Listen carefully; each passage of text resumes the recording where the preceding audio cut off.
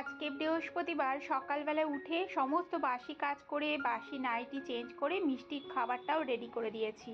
মিষ্টিকে পেঁপে চিংড়ি মাছ আলু দিয়ে একটা মাখা মাখা তরকারি করেছি, সেটা দিয়ে ভাত খাইয়ে দিচ্ছি আর ওর লাঞ্চের জন্য রেডি করে দিয়েছি।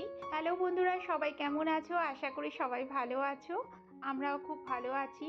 ভোর 7টার দিকে মিষ্টিকে ডেকেছি। আমি উঠেছি অনেকটাই ভোরে, প্রায় পৌনে 6টার দিকে। উঠে কাজগুলো বাগিয়ে তারপর রান্না বসিয়ে দিয়েছিলাম। তারপর মিষ্টিকে আমি প্রত্যেকদিন 7টার সময় ডাকি, যেহেতু ওর সারা দুপুর স্কুল থাকবে। আর 7টার সময় ডাকলে ওর স্নান খাওয়া সব কিছু ঠিক টাইমের মধ্যে 8:30টার মধ্যে হয়ে যায়। ওদের 9:45 থেকে স্কুল। মিষ্টিকে খাইয়ে দিয়েছি, ও স্নান করে খেয়ে নিয়েছে। তারপর ভাতটা, সকালের ভাতটা আমি খাইয়ে দিই, না হলে খুব দেরি করতে থাকে। আর তারপর ড্রেস ফ্রেস পরিয়ে তারপর চুলটা বেঁধে দিলাম। আর নিজে নিজেই জুতো পরতে শিখেছে, তাই খুব মজা করে জুতো পরছে।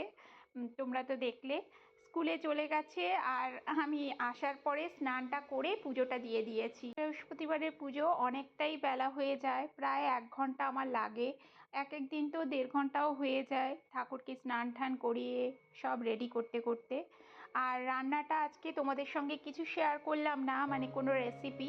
আজকে কি কি রান্না করেছি সেগুলো শেয়ার করছি। কাঁচকলা আলু চিংড়ি মাছ দিয়ে অল্প একটু ঝোল ঝোল তরকারি।